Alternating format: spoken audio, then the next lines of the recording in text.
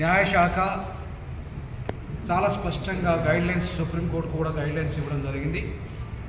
ఆ గైడ్లైన్స్ ప్రకారంగా ఇవాళ 52% ఉన్న జనాభా కలిగిన బీసీలు కానీ, మహిళలు కానీ, అలాగే 22% ఉన్న ఎస్సీ ఎస్టీలకు కానీ వాళ్ళకి ఖచ్చితంగా అవకాశాలు కల్పించాలి అని చెప్పేసి ఇవాళ ఆ శాఖ నిర్ణయం తీసుకొని మొత్తం సుప్రీంకోర్టుతో సహా ఇవాళ అన్ని హైకోర్టులో కూడా ఉత్తర్వులు జారీ చేయడం జరిగింది. కానీ మొత్తం హైకోర్టులలో ప్రధానంగా ఇక్కడ హైకోర్టులో తెలంగాణ హైకోర్టులో కేవలము వెలమ అధికారం వస్తే వెలమ, రెడ్డి అధికారం వస్తే రెడ్డి, వాళ్ళ వర్గాలు మాత్రమే ఇవాళ నింపుకునే ప్రయత్నం చేస్తున్నారు. అగ్రవర్ణాలకు మాత్రమే 7% ఉన్న అగ్రవర్ణాలే పూర్తిగా ఇలా ఆధిపత్యం చేస్తున్నట్టుగా మనకు కనపడుతుంది.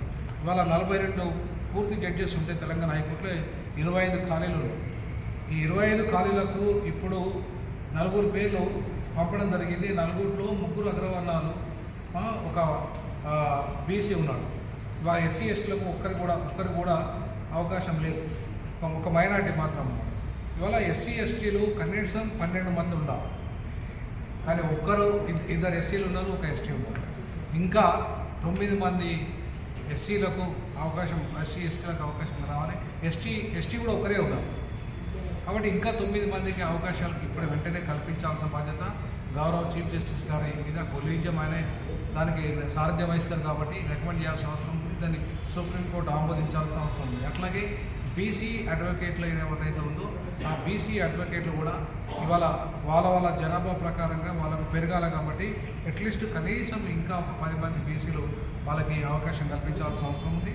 అంతేకాకుండా 226 లా ఆఫీసర్ పోస్టులలో కూడా ఇవాళ ఈ అగ్రవర్ణాలు ఆధిపత్యం చేస్తున్నారు. దగ్గర 200 పోస్టులు ఈ వర్గాలకు రావాలి, ఎస్సీ ఎస్టీ బీసీ మైనారిటీ. కానీ 26 పోస్టుల కంటే ఎక్కువ లేవు, పైన ఉన్నాయి.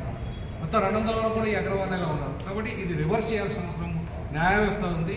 న్యాయ వ్యవస్థలోనే ఇంత దుర్మార్గంగా ఈ వర్గాలకు అన్యాయం జరిగితే మరి మిగతా వర్గాల సంగతి, మిగతా శాఖలు ఏ రకంగా న్యాయం చేస్తాయి? కాబట్టి దయచేసి గౌరవ ముఖ్యమంత్రి గారు, మీరు ప్రజాపాలన అన్నప్పుడు ప్రజలు 93% ఉన్నప్పుడు వాళ్ళకి 7% ఎట్లా ఇస్తారు?